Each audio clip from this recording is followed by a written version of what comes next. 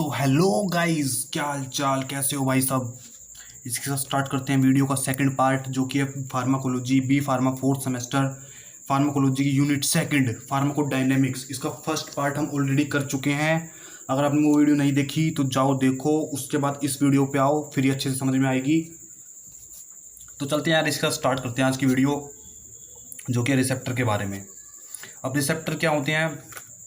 These are the macromolecules. सीधा इसको diagrammatically समझते हैं पहले, फिर इसकी डेफिनेशन बाद में पढ़ेंगे। देखो, कोई एक सेल है, कोई भी सेल है अपनी बॉडी का, नॉर्मली उसके अंदर रिसेप्टर प्रेजेंट होते हैं। कुछ ऐसी शेप होती है रिसेप्टर की, मतलब कि जो बाइंडिंग साइट है यहाँ पे ड्रग आके बाइंड करती है।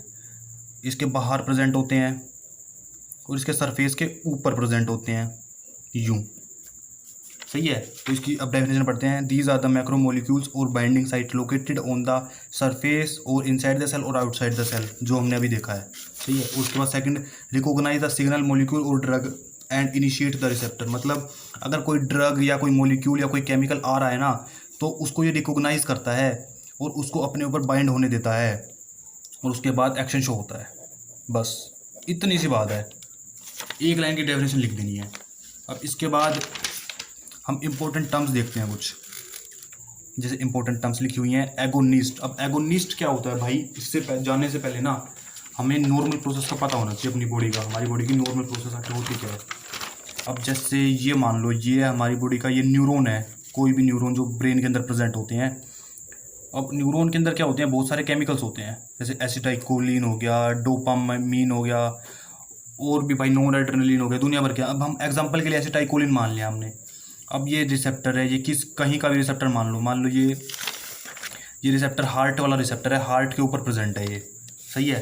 अब अगर ये एसिटाइकोलिन यहाँ से रिलीज होएगा, यहाँ पे बाइंड होगा और एक्शन शो करेगा अपना।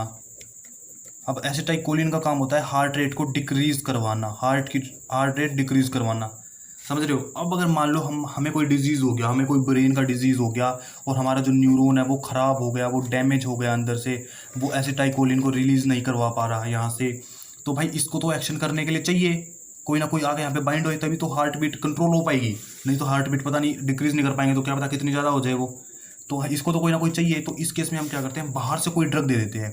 अब बाहर से ना हम एसिटाइकोलिन नहीं दे सकते, क्यों? क्योंकि एसिटाइकोलिन बाहर बनाना थोड़ा सा इम्पॉसिबल है।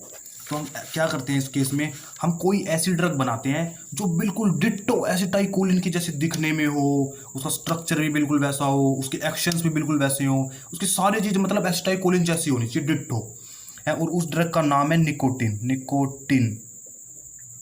निकोटिन एक केमिकल है। अब निकोटिन का स्ट्रक्चर और एसिटाइकोलिन का स्ट्रक्चर ना बिल्कुल सेम होता है भाई, बिल्कुल डिट्टो डिट्टो सेम। और उसके एक्शन जो होते हैं ना, ये भी वही एक्शन शो करता है जो एसिटाइकोलिन करता था। तो अगर हम निकोटिन बाहर से ले रहे हैं ना, तो ये निकोटिन आएगा और अपने रिसेप्टर पे बाइंड हो जाएगा। और ये जो रिसेप्टर है ना, इसको पता ही नहीं चलेगा कि ये निकोटिन है या एसिटाइकोलिन है। अब इन दोनों का स्ट्रक्चर सेम है, तो इस वाले रिसेप्टर को लगेगा कि ये एसिटाइकोलिन ही है, और ये इसको बाइंड होने देगा अपने ऊपर। अब ये यहाँ पे बाइंड हो जाएगा, और फिर उसके बाद एक्शन शो हो जाएगा। उसके बाद कोई ना कोई एक्शन शो हो जाएगा, और एक्शन भी वही वाला शो होगा जो एसिटाइकोलिन जो एक्शन शो करता था ना, वही एक्शन ये शो करेगा निकोटिन, क्योंकि इसका स्ट्रक्चर भी सेम है और सारी चीज़ें सेम है। समझ में आ गई। और जो हम जो देखो एसिटाइकोलिन था, वो हमारी बॉडी के अंदर सिंथेसिस हो रही थी ना, तो वो आएगी नेचुरल ड्रग के अंदर, ये होगी नेचुरल ड्रग, ये हुई नेचुरल ड्रग हमारी। और जो हम बाहर से ले रहे हैं ना, कोई भी ऐसी ड्रग जो नेचुरल ड्रग के जैसा ही काम कर रही है, उस ड्रग को हम बोलते हैं एगोनिस्ट। भाई आई होप के क्लियर हो गया होगा, बहुत आसान समझाया मैंने। और अभी भी कोई डाउट हो तो भाई कमेंट सेक्शन में पूछ लेना। अब इसके बाद एगोनिस्ट की एक बार वो देख लेते हैं, डेफिनेशन क्या लिखी हुई है। Those molecule which activate the receptor and give response as like natural drug. मतलब कि जो नेचुरल ड्रग की तरह ही रिस्पॉन्स देंगे और एक्टिवेट कर देंगे रिसेप्टर को, वही जो हमने डायग्रामेटिकली समझाया बिल्कुल वही है। अब इसके बाद देखते हैं एफिनिटी और एफिकेसी, ये दोनों क्या सीन है भाई। अब मान लो ये रिसेप्टर है, अब कोई ड्रग आ रही है, कोई ड्रग आके यहाँ पे ना बाइंड हो रही है। अब अगर वो पूरे अच्छे से बाइंड हो जाएगी ना, मतलब पूरी जगह घेर लेगी इसको, पूरी की पूरी जगह घेर लेगी, तो उसकी एफिनिटी है 100%। एफिनिटी है 100%। और अगर मान लो कोई एक दूसरा केस ले लो, इसमें अगर कोई ड्रग आ रही है, ड्रग छोटी है, रिसेप्टर बड़ा है, ड्रग यहाँ पे आके बाइंड करेगी, ऐसे बाइंड कर देगी, वो बाकी जगह खाली है। तो इस केस में ना उसकी एफिनिटी है ना, जो एफिनिटी वो 100% से कम होगी, मतलब कि लेस देन 100% होगी, लेस देन 100%। बात समझ में आ गई होगी भाई मेरे हिसाब से। एफिनिटी का मतलब कि बाइंडिंग के ऊपर है, अगर वो बहुत अच्छे से बाइंड हो रही है ना, बिल्कुल अच्छे से, तो एफिनिटी 100% है, और अगर कम बाइंड हो रही है तो एफिनिटी कम है, 100 से कम है। एफिनिटी का मतलब समझ में आ गया। और जो एगोनिस्ट होते हैं ना हमारे, उनके ना एफिनिटी 100% होती है, क्योंकि उनको वैसा ही एक्शन शो करना होता है जैसा नॉर्मल ड्रग करती थी, तो उनको बाइंड भी वैसा ही होना पड़ेगा जैसे नॉर्मल ड्रग होती थी, तो इसलिए उनकी एफिनिटी होगी 100%। अब इसके बाद आते हैं एफिकेसी क्या होती है। एफिकेसी का मतलब होता है, एक तो बाइंडिंग वाला हमने देख लिया, अब मान लो बाहर से कोई ड्रग आई, वो यहाँ पे आके बाइंड करेगी। अब क्या वो ड्रग वैसा ही एक्शन शो करेगी जैसा कि हमारी नेचुरल ड्रग कर रही थी। निकोटीन के केस में ले लो, क्या निकोटीन वैसा ही एक्शन शो करेगा जैसा एसिटाइलकोलिन कर रहा था। यहाँ पे कहाँ था भाई, चलो देख लो यार, यही देख लेते हैं।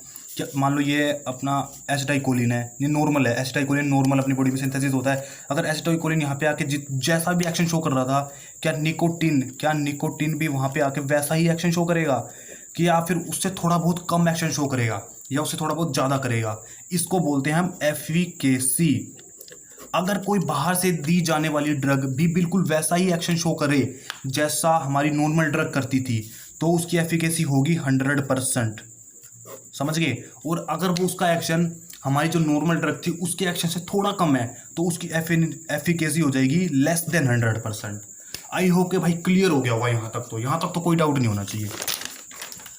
अब इसके बाद अगले उसके चलते हैं टॉपिक पे, एंटागोनिस्ट क्या होते हैं। एंटागोनिस्ट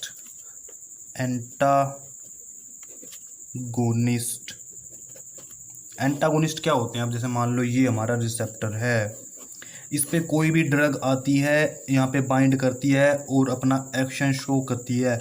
ये बात बहुत बार बोल चुके हैं, ये तो तुम्हें रट जानी चाहिए। सही, ये होती है नॉर्मल प्रोसेस में। लेकिन जब अगर हम बाहर से कोई ड्रग दे रहे हैं तो उसे बोलेंगे हम एगोनिस्ट, अभी किया है हमने 2 मिनट पहले।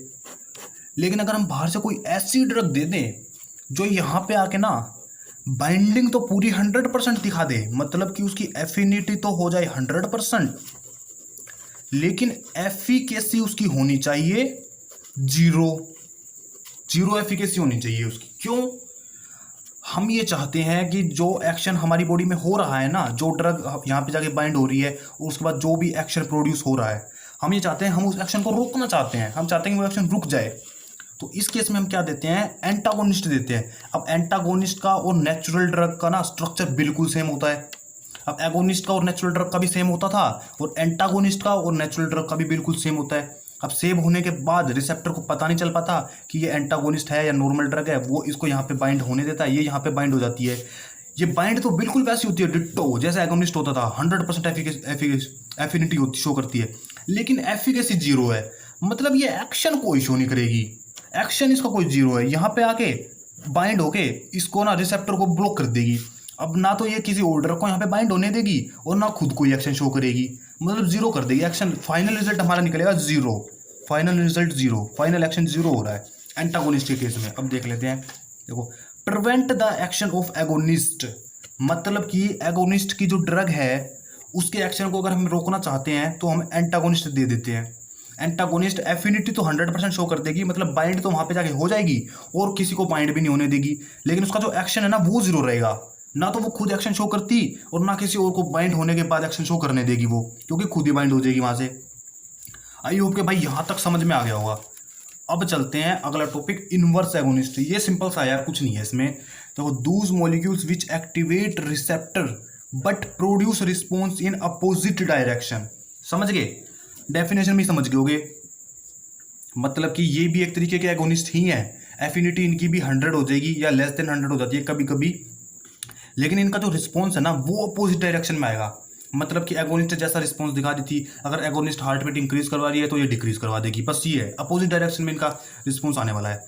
अब इसकी एफिनिटी और एफिकेसी 100 दोनों ही 100% से कम है।